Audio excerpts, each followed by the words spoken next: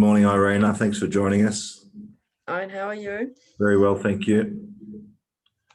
Good morning, all, and welcome to this is our first attempt at Behind the Science. So every bi-monthly, so every 2 months, we're going to ask one of our scientists to join us and give us a little bit of an insight into their research and what's happening.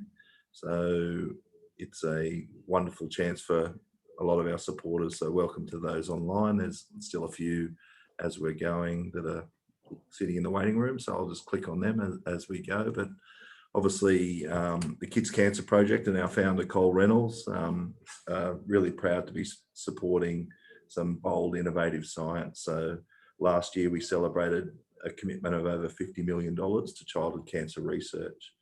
So during COVID, we were able to keep our 27 research projects. So we had 20 projects that were bench related, and then 7 of our projects that were clinical trials.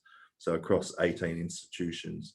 This year, we've been able to up the ante. So we've moved from 27 to 32 research projects, and we've got 21 that are bench related and 11 that are clinical trials. So a growth in institutions from 18 to 21. So this project that Professor Irina Vetter is going to be sharing with is one of our bench projects, but what we really love to see is the opportunity for that to translate to the clinic. So both Irina and Dr. Hannah Strabova, I think I've pronounced that right, have been looking at a project developing treatments for Vincristine-induced neuropathy. So vincristine is one of the most common treatments for lots of cancers. So in childhood cancer, neuroblastoma, sarcomas, lymphomas, but it's also used in melanomas, in cervix and breast cancers. So it's got hopefully a use for both childhood and adult cancers. And this research project has been one of those that has the opportunity to rapidly translate from the bench to the clinic. So the work that Irina is doing, and I won't ruin any of it, but it's looking at an anti-inflammatory drug that's currently used for arthritis and looking at the use of that to reduce side effects. So vincristine has so many different side effects for kids with cancer, and many of those can be quite debilitating, including neuropathy, which for some kids can mean that they can't hold a pen, or they can't walk upstairs, or they can't write their name, use scissors to cut, so they can't play with their friends. They don't have that normal lifestyle. So one of the side effects of getting our kids better and curing them from cancer, unfortunately, leads to side effects. And this is what Irina is going to chat to us today about her project and where she's up to. So as she's going, if you've got any questions, we're happy for you to, down the bottom of your screen, there should be a chat button. So if you open that chat screen, you can type a question to Irina, and at the end, I will go through some of those questions for Irina, and we'll see how everyone's feeling on what we've learnt today. But Irina, we're so happy to have you as one of our researchers. So recently published a paper in this space, and really exciting news. So from the University of Queensland, I welcome Professor Irina Vetter. Thank you very much, Owen. Thank you so much for the opportunity to talk about my my research. I've tried to strike the mix of showing you some of the science and also just making it understandable for everybody. So would you like me to just share my my slides? Was that the best way to do it? Okay. All right. And you've given away some of my background information, but thankfully I think not too much. All right, hopefully you can see my screen now and not my presenter notes. Not that it really matters. So as Owen mentioned, we've been interested in understanding the inflammatory mechanisms that give rise to some of the most serious side effects caused by vincristine, which is a really important drug in our arsenal against the fight against cancer. So as Owen has mentioned, vincristine is used in a whole range of cancers, and that includes cancers occurring in children as well as adults. And it's probably one of the main drugs that has transformed life expectancy, for example, in leukemias and lymphomas. It's also used in rhabdomyosarcomas and also a whole range of brain tumors, including neuroblastoma and medulloblastoma. I think we're all familiar with the severe side effects that can be caused by chemotherapy. And they, of course, include nausea and vomiting, gastrointestinal effects like constipation or diarrhea, taste changes. Hair loss is obviously a really apparent one, but one of the main side effects that's perhaps not so easily visible, but that has really serious implications for the quality of life and the cancer treatment is peripheral neuropathy. And so just to give you a little bit of background on what this neuropathy is. So by definition, I think I wanted to make this point up front because it is sort of important, but by definition, a neuropathy is a disease or a dysfunction of the nervous system. So in the case of vincristine and other types of chemotherapy, they can actually damage the peripheral nerves, so those that are away from the brain and the spinal cord. And as Owen mentioned, they can lead to adverse effects that manifest, for example, as altered sensations. So you can get tingling or pins and needle sensation. You can get pain, burning, or numbness that can either be just spontaneous, or they can be evoked, for example, by a change in temperature. So some kids report that they, for example, don't want to have a shower anymore because that becomes uncomfortable to them. You could also get altered sensitivity to light touch. So that could mean that just wearing clothes becomes so painfully uncomfortable that you just can't do something as simple as wearing clothes anymore. You can also have changes in fine motor skills. So you might have trouble with writing, buttoning or unbuttoning a shirt, holding objects. And you also can have difficulty with movement or locomotion. So in particular for vincristine, you get what's called foot drop or wrist drop syndrome. So that's basically affecting the positioning of your hands and your feet. And so the vincristine-induced peripheral neuropathy and also other chemotherapy-induced neuropathies are characterized often by development in a symmetrical manner, and they occur in what's called a stocking and glove type distribution. So they typically affect the hands and the feet first, and then the symptoms often progress more centrally towards the rest of the body. And the reason why the symptoms occur in this pattern is because vincristine-induced peripheral neuropathy is what's called an axonal neuropathy. So they affect the longest nerve first, and of course the longest nerves are those that project to your hands and your feet. And vincristine-induced peripheral neuropathy not only affects well-being during treatment, but it can also lead to long-term morbidity. It's actually a little bit difficult to get exact numbers on this, but many people suffer for months and even years after they've stopped treatment. And of course, as we get better in treating cancers, we are also expecting that the prevalence of this actually increases as people increasingly survive this really serious disease. So in order to understand peripheral neuropathies, I thought I'd take you right back to the beginning and explain a little bit about the anatomy and the function of the peripheral nervous system, so the nerves that are most commonly affected by chemotherapy. And so this goes back quite a number of centuries, actually, to 1664, where Descartes drew well, I think it was actually an engraving, illustrating that you have nerves in your body that sense external stimuli, like, for example, a fire, and they convert this into a signal that travels all the way up these neuronal pathways to your brain. So surprisingly, that was quite accurate for 1664. Of course, there's some minor differences in what we've learned so far. So this is my adaptation of that particular image. But what I wanted to highlight here is that the peripheral nerve endings, so those that normally sense and respond to, for example, temperature or touch or vibration, they originate from a cluster of cells called the dorsal root ganglion, and this sits right next to your spinal cord. And from there, these dorsal root ganglion neurons project to the entire rest of your body. I'm, of course, a little bit biased, but dorsal root ganglion neurons are my absolute favorite type of cell in the body.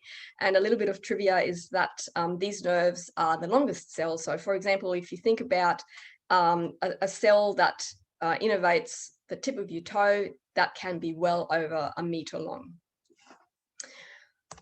And so what we've been doing so far is essentially symptomatic treatment for Vincristine-induced neuropathy. And most of the approaches we've tested target abnormal nerve function. And so, for example, clinically, we've used opioids like morphine to try and manage painful neuropathies, or we can use antidepressants like amitriptyline or anti-epileptics to try and dampen down the function of these peripheral nerves.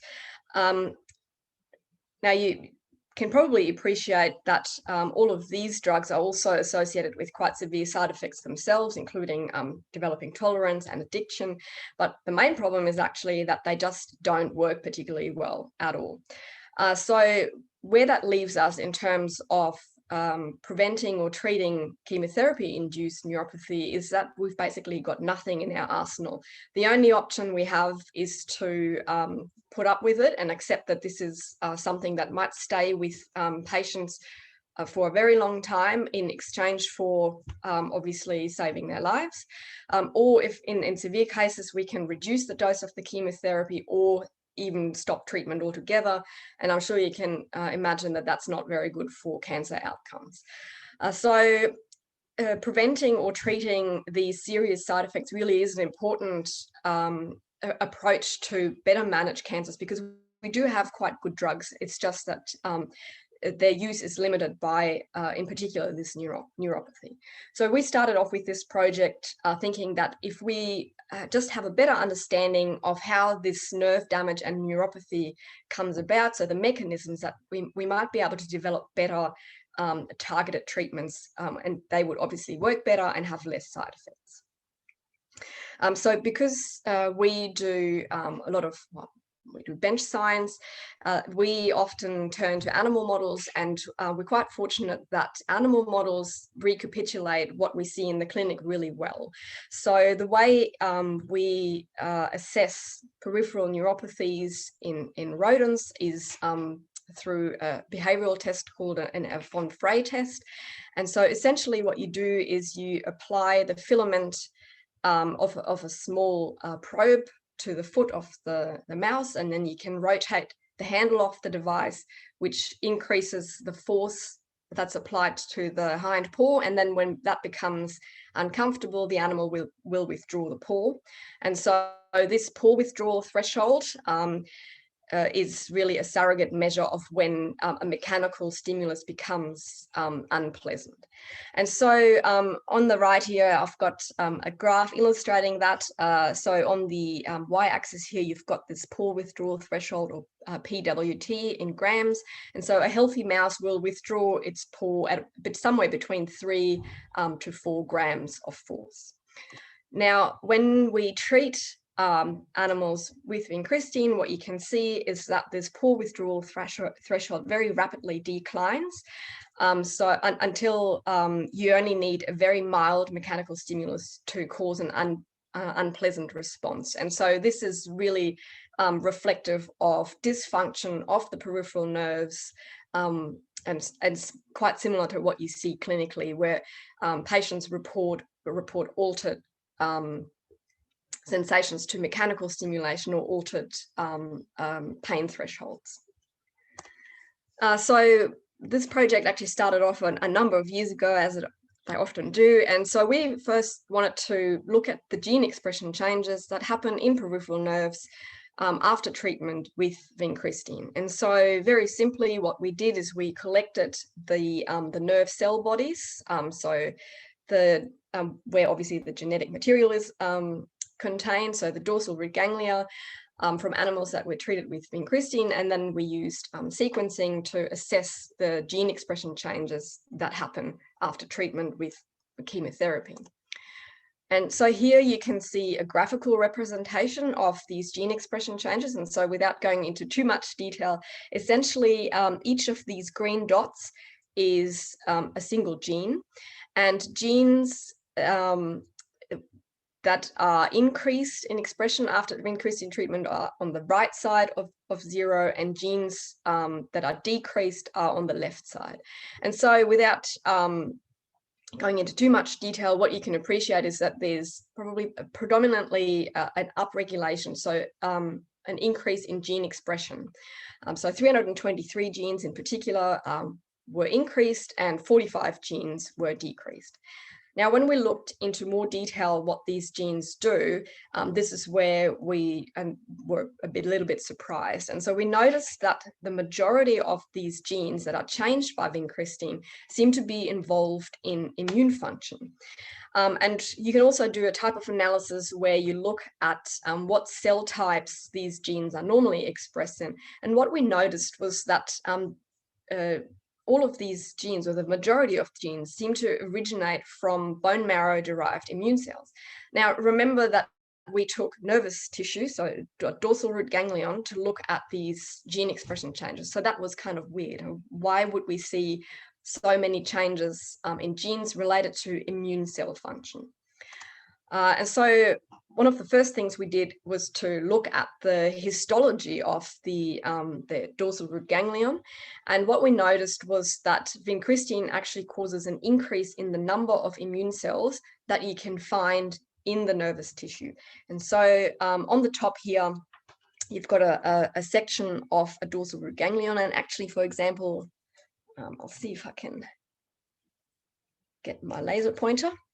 So for example, this cell up here, the purple stain are the nuclei, so the genetic material. This cell here is, for example, a dorsal root ganglion neuron, so the cell body. And then in between these neurons, you usually have accessory cells, like, for example, cells that myelinate neurons.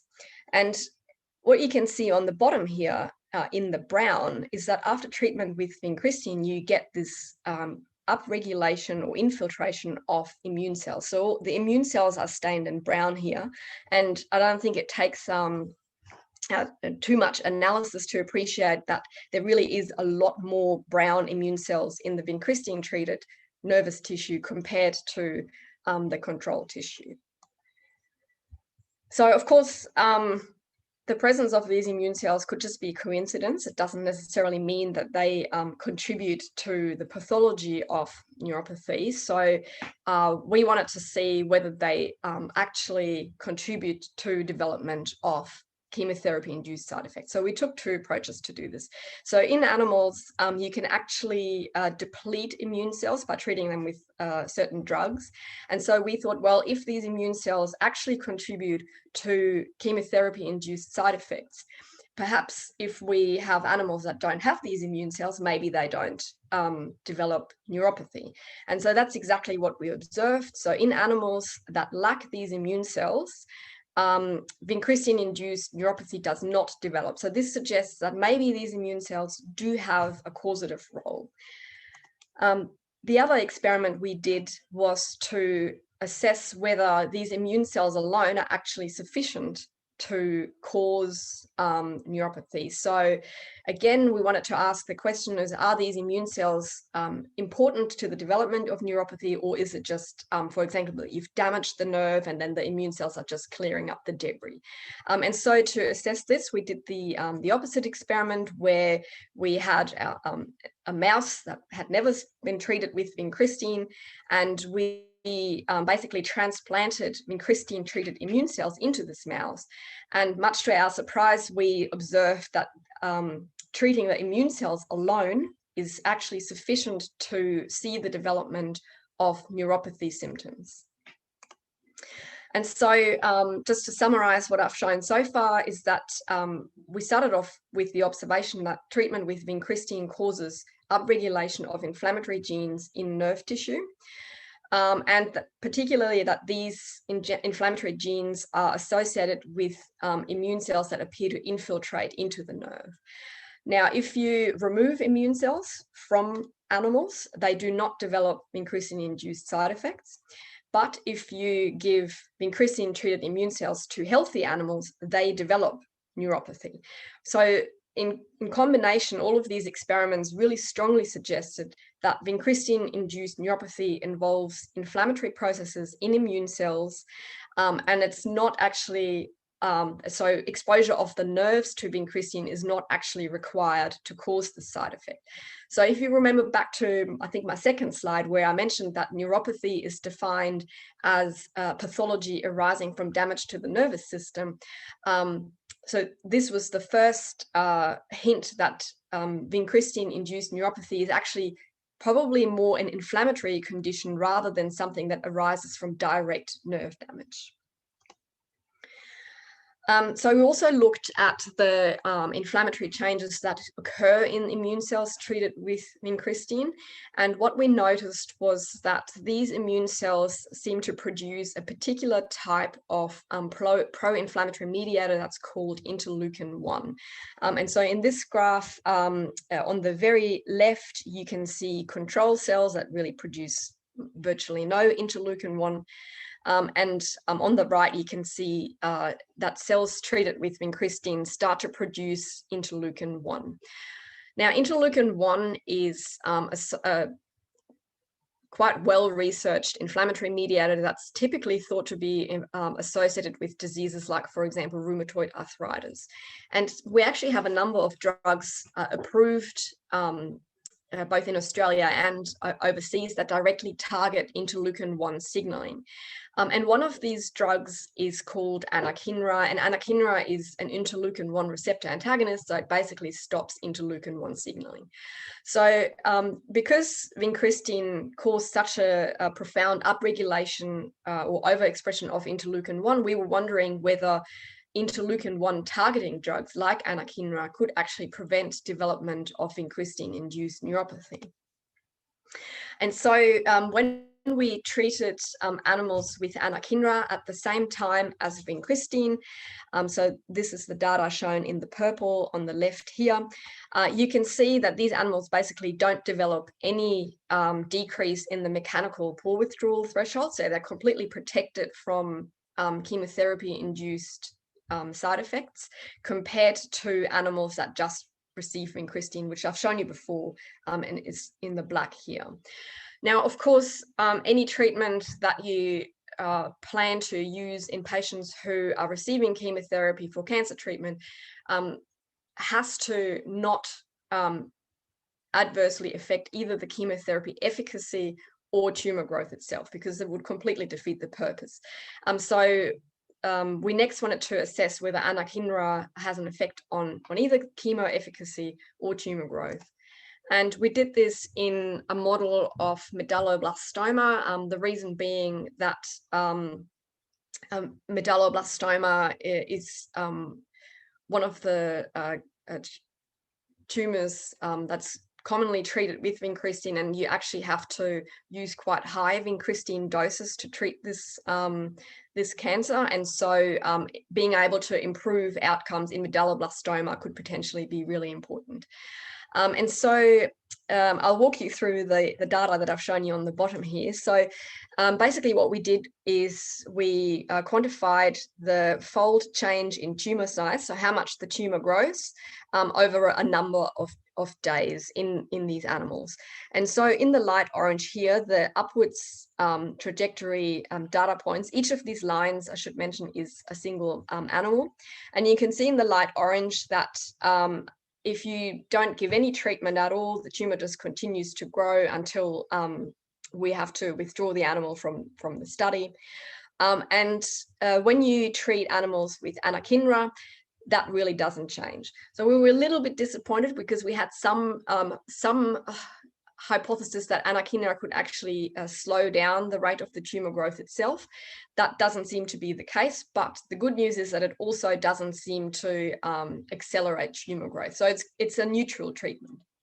And probably the more important graph is these lines on the bottom here in the dark orange and the dark blue, where you can see that tumor-bearing animals that are treated with vincristine have a quite rapid shrinkage of their tumors. So in the dark orange, you can see tumor shrinkage caused by vincristine.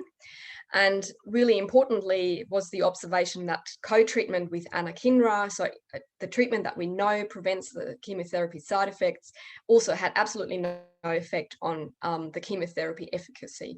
So we were really pleased by these results, which suggest that we can prevent the chemotherapy side effects without affecting either the tumor progression or the chemotherapy efficacy. So very briefly, in summary, what we've shown was that vincristine causes immune cells to infiltrate peripheral nervous tissue, and that these infiltrating immune cells in turn affect nerve function. So really, vincristine is an inflammatory neuropathy. So the base mechanism is it's an inflammation rather than a direct nerve damage. And we've also shown that treatment with existing anti-inflammatories like Anakinra prevents neuropathy but doesn't affect the treatment outcomes. And so you can imagine that we have lots more work to do, actually. For example, some of the additional questions that we're planning to look at is to better understand how vincristine actually activates these immune cells and why they actually infiltrate the nervous tissue. We're also looking at whether there's other drugs that we could repurpose to prevent these side effects. And we also believe that some other chemotherapy side effects, like for example, mucositis or some of the gastrointestinal effects, could also be occurring by similar inflammatory mechanisms.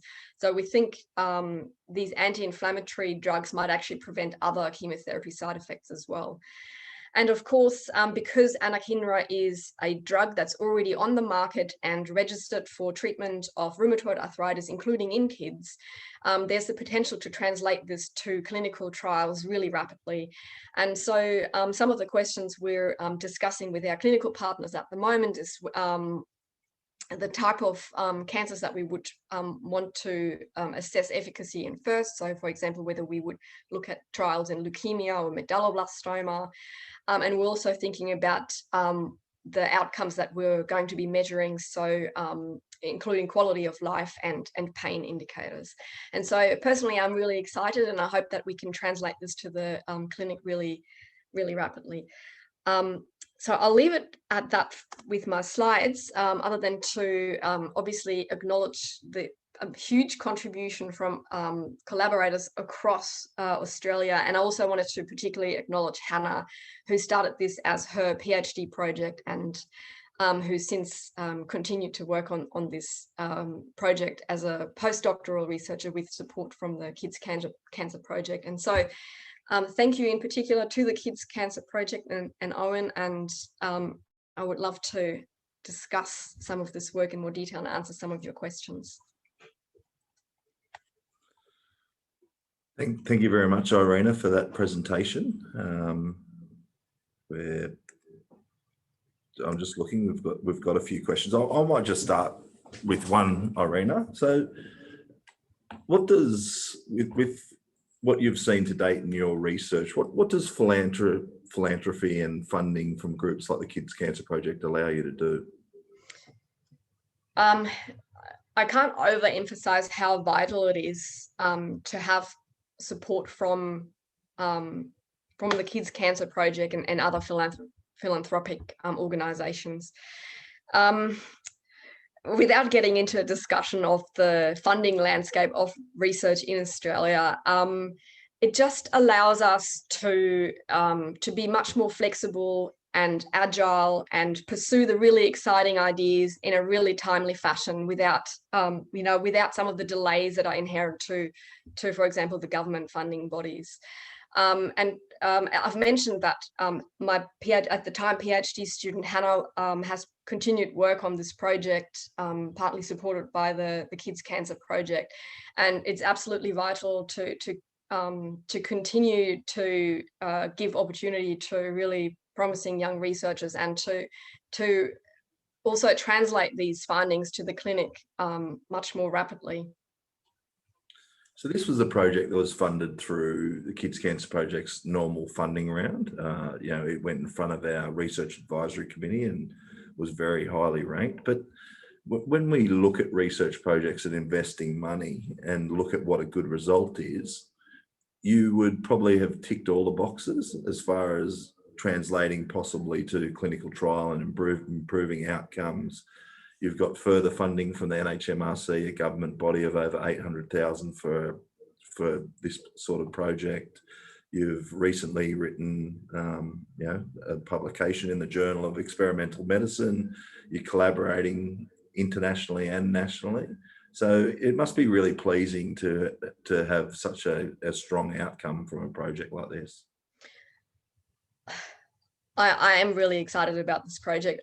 I'm hoping that it's not just bias, but I think it's we have quite good drugs for cancer already. And as I've mentioned in my first slide, especially for example, leukemias, our treatment outcomes are actually reasonably good.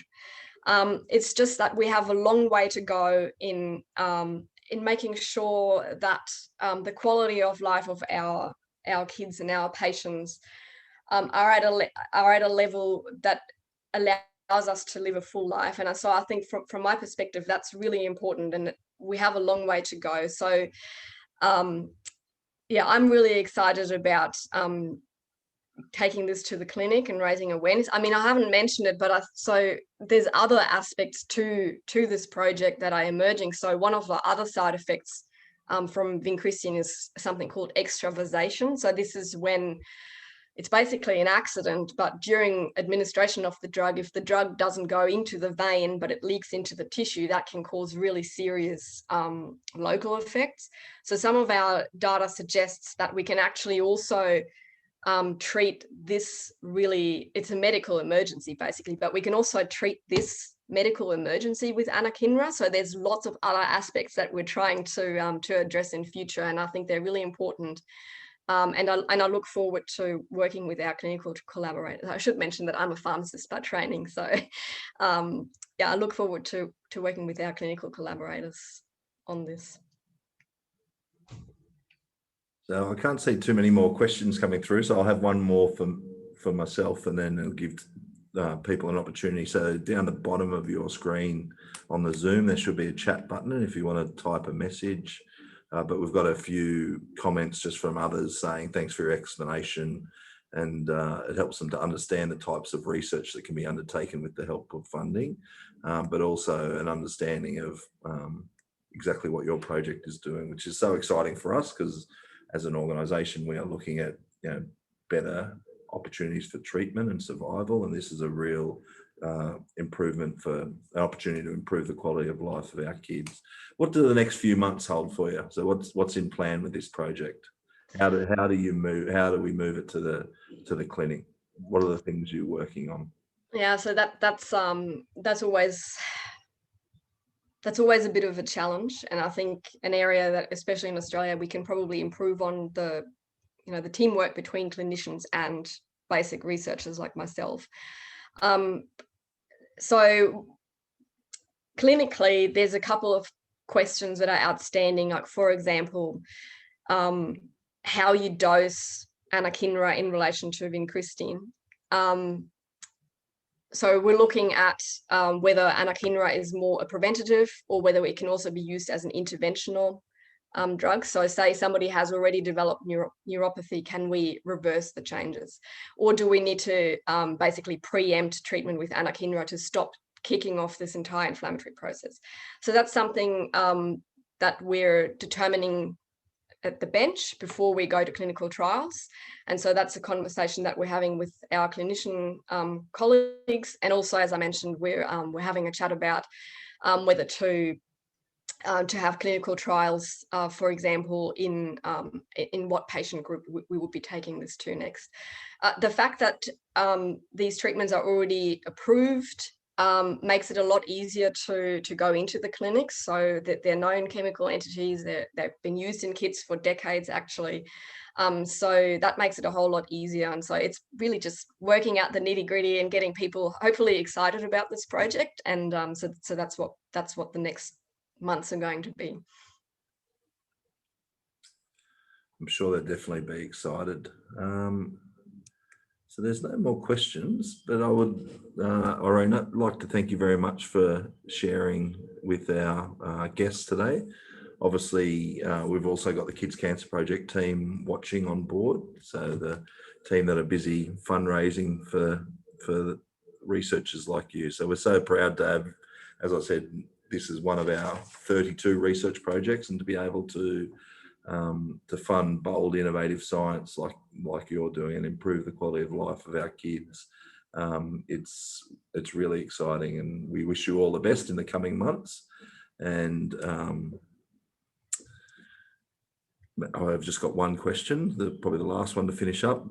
So I'll finish up on the thank you on behalf of the Kids Cancer Project, and obviously Cole Reynolds, who's been our passionate founder for 26 years and still to this day adamant that he wants to see a better result for our kids. But do you collaborate with the Anakinra team? Is it? So the collaboration we've got is with the team at the Mater Kids Hospital at the moment, and so that's an ongoing project. Obviously, we've got some funding for clinical trial, but as I mentioned, we still have to work out the details of exactly how long the trial is going to go for. But yeah, I mean, we won't be able to take this any further without collaborations with the clinicians, and so that's what we're doing.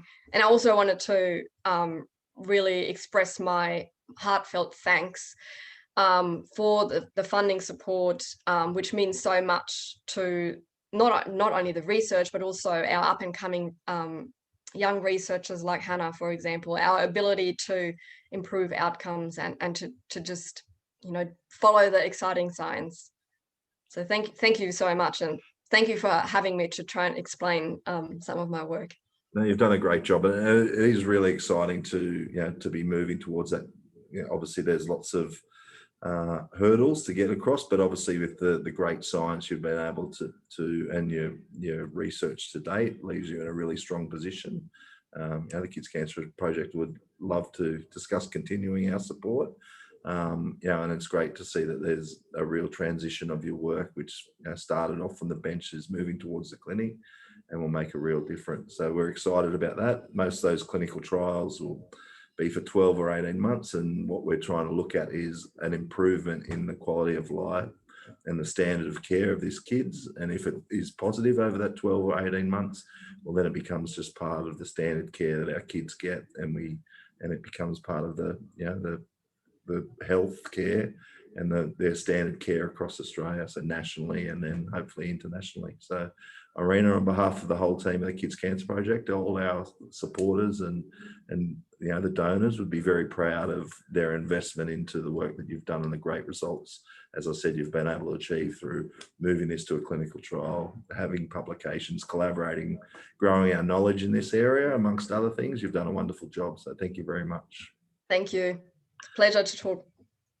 And thank you everyone who's joined us today. That's it for our formality. So in another couple of weeks, we'll be sending you out another couple of months, we'll be sending out another invite to another one of our research projects. So thanks for joining us in our first inaugural Behind the Science, and enjoy the rest of your day.